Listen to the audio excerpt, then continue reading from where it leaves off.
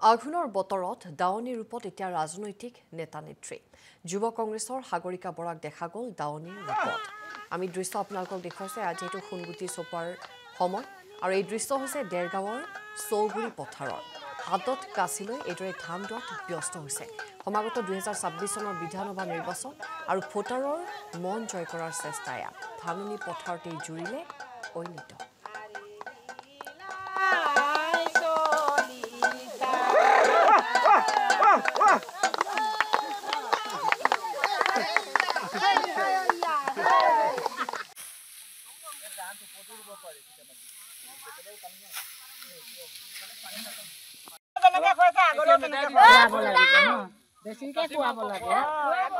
প্ৰথমে আপোনালোকৰ চেনেলক মই ধন্যবাদ জনাইছোঁ যাতে আমাৰ খেতিৰ মাজৰে পথাৰলৈ চৌগুৰি পথাৰখনত আপোনালোকে আহিছে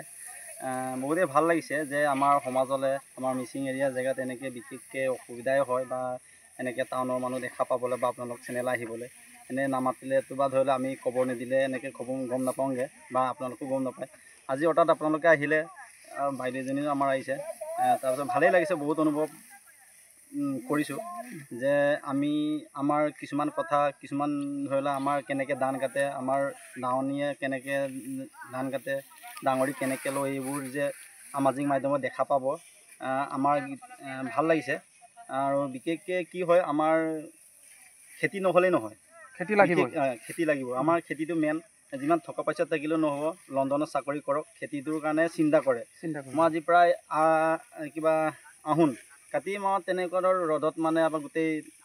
ধানবোৰ শুকাই গৈছিলে গোটেই পকি যোৱা নিচিনা হৈছিলে অকণমান ঘেঁহু খেতি নিচিনা হৈছিলে তেতিয়া মই পথাৰত নি পেলাই কান্ধত মেচিন দাঙি নিছোঁ তাত পানী দিছোঁ প্ৰায় ৰ'দৰ তাপত মানে মাটিবোৰ পাতি গৈছিলে আৰু ধানবোৰ পকি গৈছিলে অলপ মানে এমাহ ৰোৱাৰ পাছতে তেনেকুৱাত মেৰামতি কৰিলোঁ অলপ পানী চানী মেডিচিন দি পেলাই বহুত ভাল হৈছে আমাৰ খেতিটো মানে ভাল নহ'লেও সকলোৰে টেনশ্যন সকলোৰে চিন্তা খেতিৰ লগত জড়িত বছৰেকৰ ধানটো কেনেকৈ চপাওঁ এইবোৰে আমাৰ মনবোৰ মানে আঘোণৰ বতৰত দাৱনী ৰূপত এতিয়া ৰাজনৈতিক নেতা নেত্ৰী যুৱ কংগ্ৰেছৰ সাগৰিকা বৰাক দেখা গ'ল দাৱনীৰ ৰূপত আমি দৃশ্য আপোনালোকক দেখুৱাইছে আজি এইটো সোণগুটি চপোৱাৰ সময় আৰু এই দৃশ্য হৈছে দেৰগাঁৱৰ চৌগুৰি পথাৰৰ হাতত কাঁচি লৈ এইদৰে ধান দোৱাত ব্যস্ত হৈছে সমাগত 2026 চনৰ বিধানসভা নিৰ্বাচন আৰু ভোটাৰৰ মন জয় কৰাৰ চেষ্টা এয়া ধাননি পথাৰতে জুৰিলে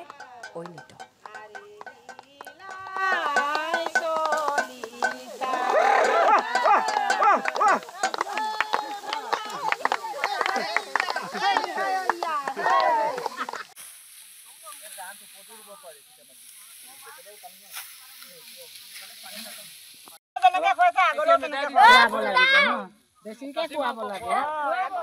প্ৰথমে আপোনালোকৰ চেনেলক মই ধন্যবাদ জনাইছোঁ যাতে আমাৰ খেতিৰ মাজৰে পথাৰলৈ চৌগুৰি পথাৰখনত আপোনালোকে আহিছে